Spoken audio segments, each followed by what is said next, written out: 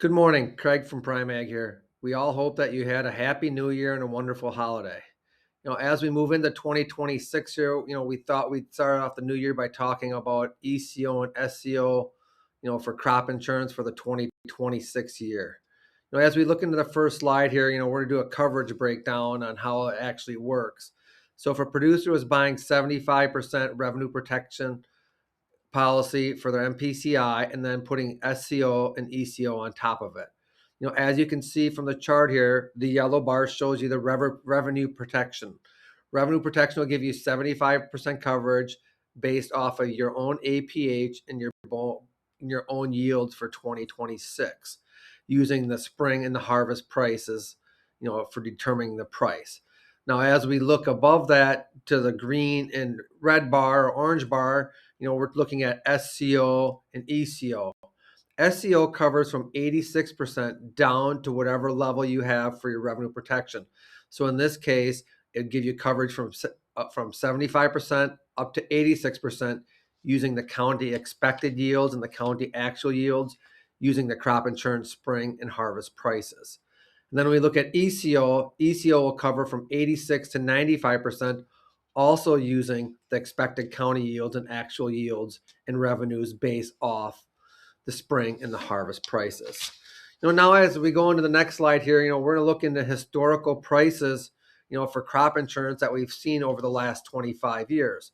So what we're going to do is we're going to compare what the actual spring price was and where we ended up in harvest. Now, I'm not going to show you all 25 years of data, but here's a recap of what we saw and what we see on this.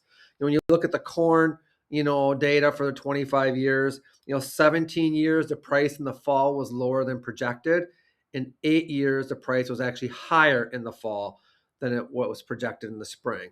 Now, when we look at, the ECO and the SCO, on the price ranges, on the bottom there, we have our green, yellow, and orange bars. When you look at the yellow bar, the number of years that the price was between 5 and 14% down, that's that ECO range was 10 times. And when you look at below 14%, which SCO would kick in on price only, we're talking 6 times.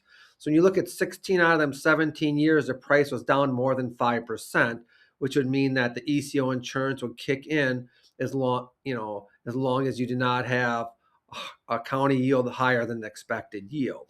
When you look over at soybeans, we look at the same thing, and on the chart here, we have that was lower, 15 times and higher 10 times. Actually, we had 1 year in there that was actually the exact same, so it was only higher 9 times. So when you look at the corn compared to the beans, we've been higher, in the fall more times with soybeans than we have with corn. And then you look at the ECO and SCO on that, 5 times we've been in that 5 to 14% range, and then 4 times we've been over 14%. Now, when you look into ECO, SCO payments here, and now the information I have based here is looking into Kenosha County, Wisconsin, was with the county that I actually live in. The ECO return on premium since 2017 is 312% on corn and 380% on beans. Now, when I look at it, so if you would have just had a price loss only and yields would have been, the expected yield and the actual yield would remain the same.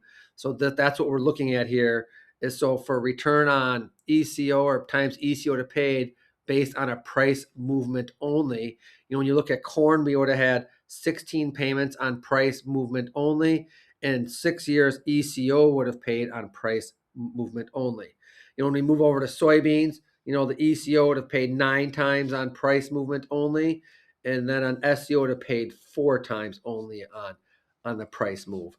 So, when you look at this, you even look at like 2025 and, we're going to go, but, when we move into the next slide here, we're looking at the Kenosha County corn.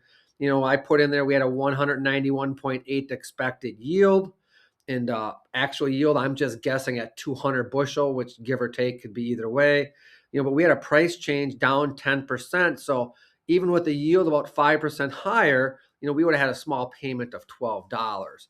And on this chart here, looking back through 2017, you can see we would have had payments in 6 different years on the corn crop in Kenosha County, even though we did not have any SCO yields. What I'm noticing, and for a lot of these areas, it seems like on the corn side, even when we do have yields lower or higher than expected yields, we tend to, be pretty close to those yields. Now when we move into our next slide of looking at soybeans and historical data, for Kenosha County, we had 4 payments for ECO and we had 2 payments for SCO. So our total payments, were higher in those years because we had a payment on both. What I'm seeing, it seems like, is when you have beans that are down, you look like a year in 2024 in our area. I mean, we had a poor bean crop. We had a pretty big payment between SCO and ECO to help producers, fill that gap in of profit loss or yield loss that year, revenue loss. Now when we move into the insurance subsidies, for Kenosha County, I mean, this is the big difference compared to last year. I don't have last year's numbers on here, okay? But, when you look at buying, ECO and SCO and crop insurance at 75% for Kenosha County, I mean, the government is kicking in almost $76 an acre on the subsidy, and your premium for the producer in this county would be $19. I mean, $70 an acre or $70 to $80 an acre, that's quite a bit of money the government is kicking in to help you pay for this premium.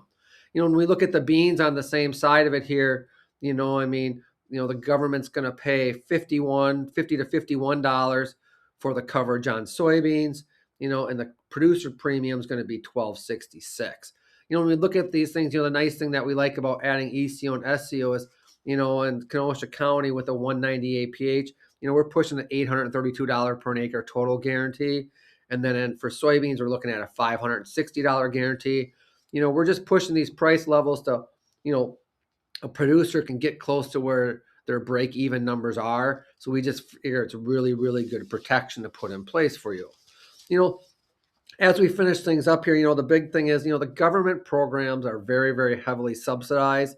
My take on this is the government's looking into subsidizing this more and, for the farmer to have some of their own skin in the game. And, they're going to try to start, going away from the payments like that you have coming in February, just flat payments for everybody, with using the ECO and SCO, when prices are bad, payments should kick in, but, yields also going to determine it. So those who have bad prices with bad yields will get a higher payment than those who actually have good yields, with poor prices, and help those people, that need the payments in the years that they're needed. I mean, I put in another video here. I mean, we're not quite to the point where we know exactly what we're leaning to, for a 2026 decision for the crop insurance. Right now we're leaning, that 75% and then going with SCO and ECO to fill in the gap up to 95%. That's just good basic coverage to help a producer hold their dollars together.